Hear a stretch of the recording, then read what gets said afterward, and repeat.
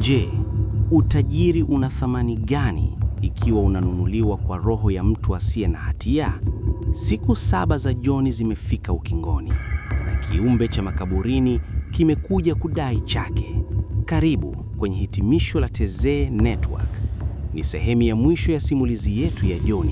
Kama bado hujasubscribe, fanya hivyo sasa ili usipitwe na simulizi nyingine kali zinazokuja.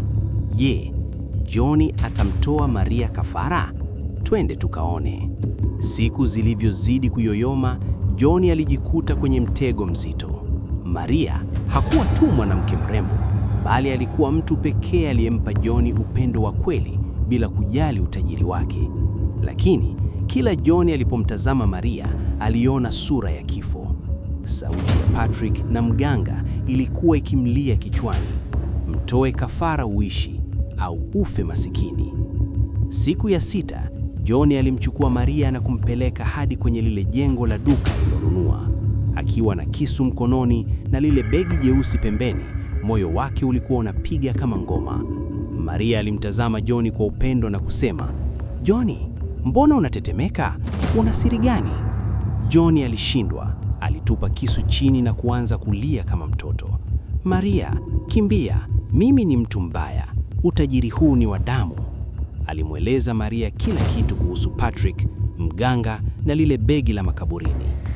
Ghafla, mlango ulifunguka kwa kishindo. Alikuwa Patrick, sura yake ikiwa imebadilika na kuwa ya kutisha, macho yake yakiwa mekundu. "Wewe ni mjinga John. Kama humtoi huyu mwanamke, basi mimi nitakutoa wewe ili niokoe maisha yangu." Patrick alimrukia John na kisu, lakini ghafla chumba kilijaa upepo mkali na giza totoro. Kile kiumbe chenye mabawa kilitokea katikati ya chumba, lakini hakikumfuata John. Kilimwelekea Patrick. Sauti nzito ilisikika. "Patrick, ulifikiri unaweza kudanganya roho?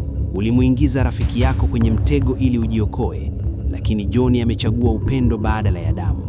Nafsi yako ndiyo itakayolipa deni hili." Patrick alipotea kwenye giza lile huku akipiga kelele za kutisha. John na Maria walibaki wamejikumbatia, wakitetemeka. Lile begi la pesa lilianza kugeuka kuwa majivu mbele ya macho yao. Miezi michache baadaye, John alirudi mtaani. Hakuwa na mjengo wala magari ya fahari. Alirudi kufanya kazi ya kawaida, lakini safari hii hakuwa peke yake. Yeye na Maria walifungua kijiwe kidogo cha kuuza chakula. Yule mwanamke mkatili aliyekuwa akimnyanyasa John alifilisika na akawa anaomba msaada kwa John. John alimsaidia kwa moyo mweupe, akimfundisha kuwa umasikini sio laana, bali roho mbaya ndiyo laana ya kweli. Hapa ndipo mwisho wa simulizi ya John. Utajiri wa haraka una mtego na amani ya moyo haina bei. Kama umeipenda hadithi hii, hakikisha umeilike, share na uandike TZ kwenye comment kusupport kazi zetu. Mimi ni msimuliaji wako Lion Walker. Asante kwa kuwa sehemu ya TZ Network. Tukutane kwenye simulizi ijayo.